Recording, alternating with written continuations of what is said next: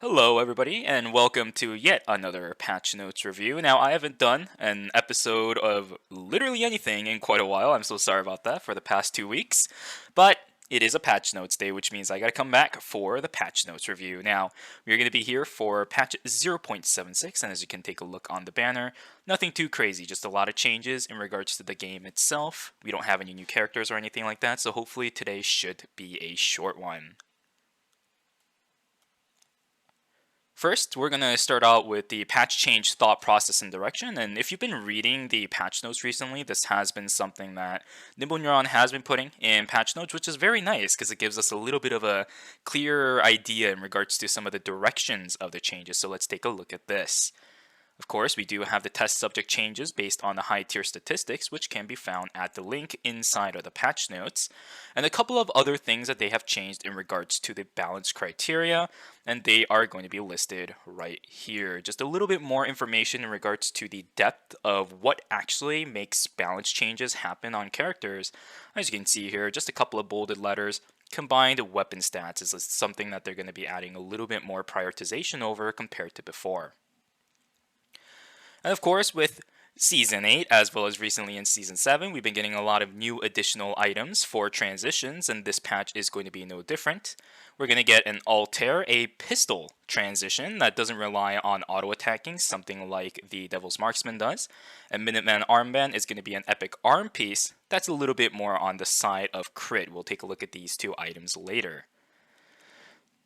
From the last patch, we know that disassembling legendary items were also added into the game as well, so that means more credits. And a lot of people have been calling in a lot of things with the credits that they have been earning, so they will balance it out a little bit longer, and we'll see that especially down a little bit further in the patch notes. And a little bit more of a change to the battle zone. So just fixing a couple of things that Nimble Neuron thinks is still wrong with the battle zone, and there are a couple of significant changes, and I'll go through them very soon. So I mentioned that in this patch we're going to have a little bit of adjustments to the credits, and here they are. The significant ones are that credits obtained from dismantling legendary equipment is going to decrease by 2 thanks to the sheer amount of inflation that was happening in the game. You're also going to get less credits for these animals for both yourself when it comes to the boar, as well as teammates for these two. And another thing is that VF Blood Sample will increase in the price from 135 to 140, again, thanks to the inflation from this mechanic right here. Next up, we're going to be talking about the weekly improvements. Just a couple of changes in regards to quality of life, especially right here. You're going to be able to see which location Wickling is going to go after she spawns. And after the temporary safe zone has been designated, if Wickling has not been taken yet, she will just say peace and leave the map.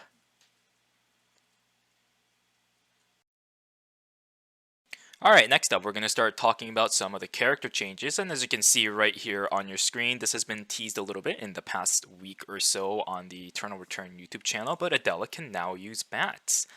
Here are the stats right here, and on the screen I'm going to show a little bit of comparison to the stats versus Rapier that she has so far, and as you can see, Bat will have worse stats in regards to the scaling compared to Rapier, but the thing is, you do have really nice transitions as well as base weapons on Bat. Maybe that's why the stats in general for scaling on Bat is not going to be as great, but of course, yet again, as all the other weapon additions or even character additions in the game, we'll have to see what the meta for Bat Adela is going to evolve into, since the capabilities of this still are there. You can see in the combo right here that bat skill is something that you can utilize into your skill, so we'll have to see what happens with this addition for Adela. Now that we talked about Adela, we're going to start going into the actual character changes for this patch here.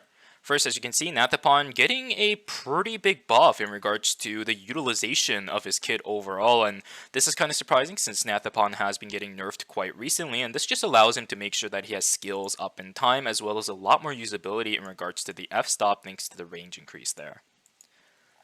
Laura getting hit again here as well. Overall, it's just going to be lower thrill recovery, as well as the Twilight Heist getting a little bit hit when it comes to proccing Calling Card to reduce the cooldown. So another nerf to Laura overall. Leon is in a weird spot. Now, I said I was going to do a video on Tonfa Leon after the patch notes from last week, but there's not that many people running Tonfa Leon as of right now, and as you can see, a pretty massive buff in this patch here, a zero point 0.5 skill amplification scaling buff over onto him, but then trying to nerf the attack power per level because Glove is still doing relatively okay when it comes to Leon. Rozzy will also see a little bit of hit on her basic attack amplification as well. Her crit builds have been going absolutely massive right now, so a bit of a nerf there to control Rozzy. And we do have a nerf to Lee Dylin as well. A lot of heavy prioritization on Bitter Retribution. A lot of people have been having difficulties dealing with that build overall on Glove, and we will see a nerf to her basic attack amp right there. Mai is also going to get a pretty significant debuff as well, or a nerf. I don't know why I said debuff there. But there we go. Basic defense down, so her sustainability a little bit on the lower side compared to before. And her movement speed from Shallvale will also be a bit less, so Mai's aren't just running all around the battlefield or even in the fight in and of itself. Magnus getting a small buff there, not too big of a deal. Shukai getting a massive buff for himself. And now I'm going to talk about one additional thing for Shukai later on in the patch as well. But he's getting a lot of buffs this patch. Of course, we can see the cooldown on his Walk It Off getting buffed here, as well as his ultimate burnt to a crisp. But as we're going to see later, this also gets amplified by one other change that I'm going to be talking about later when we talk about the items. So a huge patch for Shukai players. Next up is going to be Cecilia, just a little bit of a nerf to her Q damage, as well as making it a little bit difficult to actually land the additional damage range. Now, next up we're going to talk about Sylvia, and Sylvia has gotten a pretty big change in this patch for 0.76.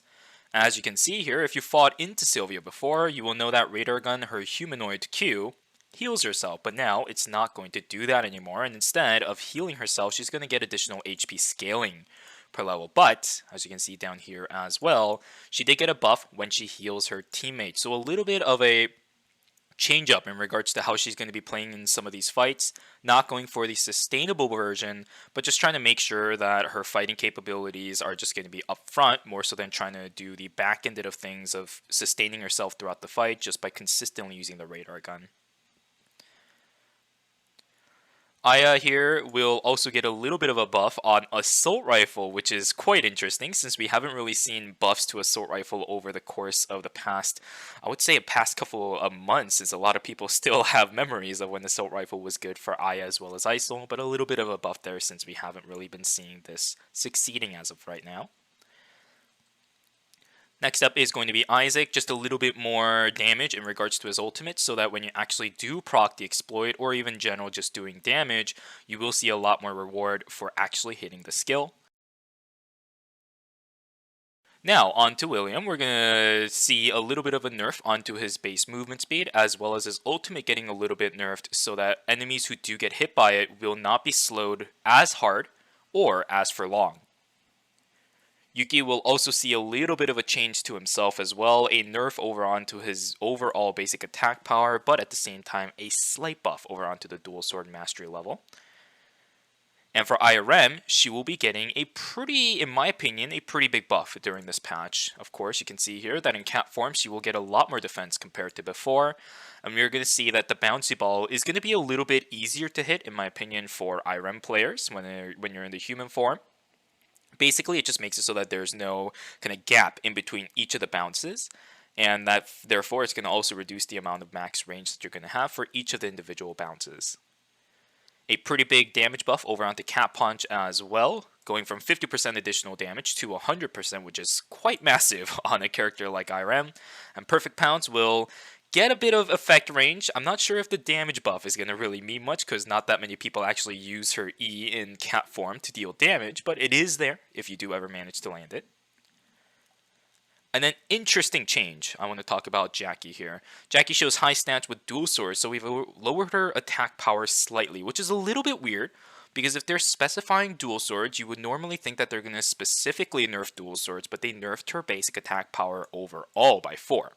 Which is quite interesting. And then they're going to be nerfing the duration of Bloodfest, which is just additional attack power after you kill certain animals or test subjects, from the overall duration increase throughout each levels to a flat 20 seconds instead. So every single time you level up your passive, you'll only get the increase in attack power and not the additional duration. For Jenny, they're effectively nerfing a little bit more on the crit side for Jenny, but making it so that Amp version of Jenny has a lot more sustained damage throughout the course of the fight. And some significant things I want to talk about here is reducing the amount of basic attacks needed to activate Persona being dropped here, as well as additional attack speed when you're in the red wine form by going through the play dead animation or the spotlight hitting yourself. So pretty big changes over onto Jenny. Kathy will also see a slight buff over on herself, nothing too big there. Chloe, a little bit of a nerf. And Kiara getting a slight buff in regard, a nerf over onto the true damage on her second proc of her ultimate for the Last Judgment. Tazia will see, I can't exactly tell if this is a buff or a nerf. She's going to get a little bit of a buff in regards to her overall scaling, but her stiletto, her Q, will get a slight skill amplification nerf, while also increasing the amount of SP cost for each cast on her Q. Next up as well for Theodore, he's been doing a lot of work with the power screen, and they're going to try to balance it a little bit in regards to shooting basic attacks over it, while also making sure that energy cannon is a little bit more viable in regards to when you can actually use it. So that's the changes that we're going to be seeing through here in the Theodore section. Fiora will also gain a massive buff when it comes to attack speed for her spear. Haze getting a little bit of a nerf into her base HP. And for Hyunwoo, a bit of a nerf over onto the dogfight version. So this is a little bit more of a nerf onto the glove side of things. But if you take a look at Haymaker, you do have a massive buff both onto the minimum damage section. 5% might not seem like much, but when you're playing Amp Tonfa for Hyunwoo, there's a lot of scaling there. So 5% buff is still massive, and a whole 15% buff for when it's fully charged. So a big, big buff over onto Tonfa, a slight nerf over onto the glove side for Hyunwoo. Now let's talk about the weapons, and just a small thing, which I found pretty funny. It's his title weapons. A little bit of a typo over on this, but it's fine. It's just a small thing that I wanted to mention. Now, we are going to start talking about the pistols, and as I mentioned at the very beginning of this video, it's going to be Altair, the new legendary pistol that is going to be introduced, and it will be building out of a Force Core.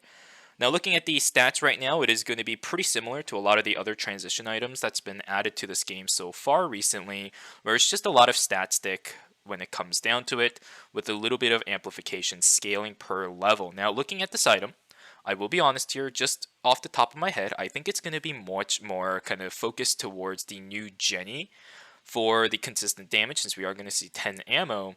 And in the end, just looking at this section right here, Devil's Marksman is not getting any changes. So because of how good Devil's Marksman still is, Altair seems like a weapon that might need a little bit more adjustments in the future just to see if anyone else will get a use, since of course Force Core versus a Meteorite, it's very difficult to upgrade into compared to a Meteorite just grabbing it or calling it in.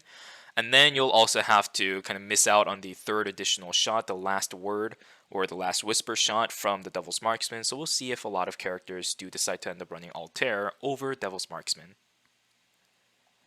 Next up, a small nerf over onto Glove for Imperial Silk Gloves, a pretty big buff over onto Red Panther. You do have a nerf over onto Pakuachong, a buff over onto Magic Stick, and a couple of other changes to Shuriken. Now, a couple of things I want to mention here is going to be that Petal Torrent is going to be buffed here again, where the in full bloom cooldown is going to be buffed. And the big reason behind this is because not that many characters still use Petal Torrent. I think like even Chloe's tend to stay away from this and go for something like Suitor Sana instead. So Nimble Neuron really wants to try making Petal Torrent work for characters that are running Shuriken that wants to auto attack as much as possible. Death Rune will be a little bit easier to build as well, going from a Charm to a Vintage Guard, so just taking the chalk out of the build route for Death Rune, making it a lot more viable for people to build, instead of having to go all over the place to try to find the chalk for this item. Two-Handed Sword is going to get a massive nerf here for defense. This is a little bit more targeted towards Yuki, I believe, who's been very often running Tuan Tien until they transition into something else, so a massive nerf over onto Yuki in regards to their sustainability. And this is the part that I wanted to talk about Shukai. Lance of Poseidon will also get a very massive cooldown reduction buff from 8% to 12%. And since Shukai players tend to stick onto Lance of Poseidon until the end of the game, this is a massive buff for Shukai in 0.76 since he also got the cooldown buffs over onto his kit in general. So very mobile is going to be Shukai, as well as a lot more damage coming out from his Burn to a Crisp. Do be careful of Shukais during this patch. Cosmic Bident will also just get a little bit of healing reduction from skills, so nothing too crazy there. Whip for Sword of Scales will also get some additional movement speed, and Bloody Ninetails seeing a nerf yet again. And for Bow, Ancient Bolt will be getting a bit of a nerf on its attack power as well. Now, let's talk about the armor pieces. First up, a couple of the chests are going to be nerfed and buffed here. As you can see, Butler Suit being nerfed in regards to the movement speed, similarly as to the Burgundy 47, also getting a movement speed decrease. But High Priest Robes seeing a buff to the Skill Amp 5. That's pretty big for an armor piece. Next up for head, Virtuous Outlaw might be getting a little bit of a nerf here in regards to the attack power, but now, after you do end up using a mobility skill, you will see the indicator for your attack range, which is quite quality of life change, and that's what Nimble Neuron has been doing quite recently. I do love this one as someone who tends to use a lot of characters that does end up using Virtuous Outlaw. Vigilante will get a slight skill amp buff, Racing Helmet a massive buff to the attack speed, a whole 7% onto it, and Tactical Visor is seeing a little bit of a buff with max HP increasing by 15 compared to before. Next up is going to be the arms. Squad Leader Armband gonna see a removal in regards to the crit strike damage. HP regen will also see a decrease, and the reason why this was removed is because now it also builds into the Minuteman Armband. This is a new epic item that's going to build out of a Squad Leader Armband and a Flower of Fate. Basically, it's going to be something similar to Creative Knights as well as Radar combined together, where you're going to get attack power and defense and crit chance instead of the critical strike damage that you do get from the Creative Knights. There we go. There's the word I was thinking about. And a little bit of HP regen. Now, looking at these stats, it's a little bit iffy. I don't really see that many people running something like this, since Radar is there for more crit chance as well as the attack speed. And, Creative Knights is there for more attack power and crit strike damage. But in the end, we'll have to see. Again, this is something that if people want to start building in this patch, maybe just as more of an efficient route, or you just want something in your arm piece that gives you more of that crit chance, you can still run it. Next up, a small buff to Smart Band, a small nerf over on the Sports Watch, as you can see in regards to the skill amp, but when you take a look at Vigor, in my opinion, this could hypothetically be a very huge buff over onto the item. 2% additional scaling for melee characters for each of the auto attacks with Vigor, and range damage will see a 1% increase in regards to the skill amplification per auto attack. Tyndalos Armband getting a bit of a nerf, similarly to Bracelet of Scotty's, and a buff over onto Tellurian Timepiece, a whole 4 skill amp on that item. For the legs, Maverick Runner going to be seeing a little bit of a buff. Tachyon's Brace getting a 2% cooldown reduction, which makes it very comparable to a lot of armor pieces in the game as well. So Tachyon's Brace, a very, very solid item compared to way back then when the cooldown reduction that you got out of this item, very small comparison to a lot of our other armor pieces that exist in the game. A nerf over onto Straight Jackets, and following suit is going to be Glacial Shoes with a similar nerf over there. And Mithril Boots will also be seeing a defense nerf over on its end. Now for accessories, this is a funny one. Saint's Relic. If anyone has been playing Eternal Return, you will know that Saint's Relic, as well as the Holy Cross, have the exact same symbol. So they're going to be changing the icon for Saint's Relic. I feel like this is very long overdue, but it is there. It's here now. Saint's Relic will look different compared to the Holy Cross. Shaman's Bronze, one item that builds up over into, I believe it was Gojen. We'll also see a little bit of a change in regards to its utilization. We'll also see this followed up soon with the Gojen also being changed.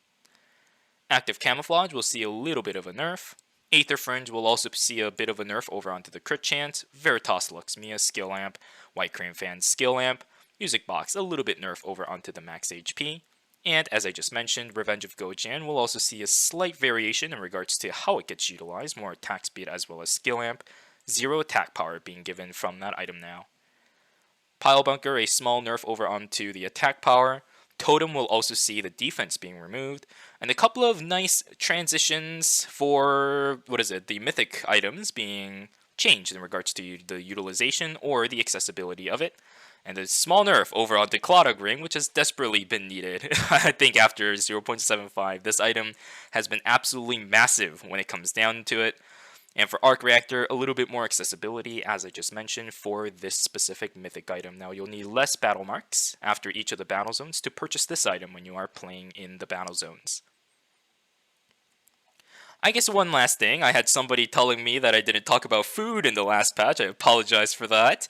Bacon and garlic sticks will see a change in the icon. The previous one didn't really look anything like bacon and garlic sticks, but now we're going to see the one right here. This will be the new icon for this food item. Now, for the fun part of this patch, we have 2 new content coming throughout in this patch. Of course, if you took a look at the thumbnail for this video, you would definitely know what this one is about. The Lucky Bunny Chloe skin will be available for purchase, or for the people who have the season pack, will be receiving it for free. And a great skin this is. I absolutely love the splash art for this skin, and I really hope that, the skin is good as it is in the game as well when you're playing it, because if it is, then I might honestly start playing Chloe a little bit myself. Oh my gosh, that's going to be a little bit cursed. And next up is going to be Lucky Bunny Isol, also releasing for purchase in this patch as well. Again, if you do own the season pack, you will get the skin for free. Otherwise, you will have to purchase it.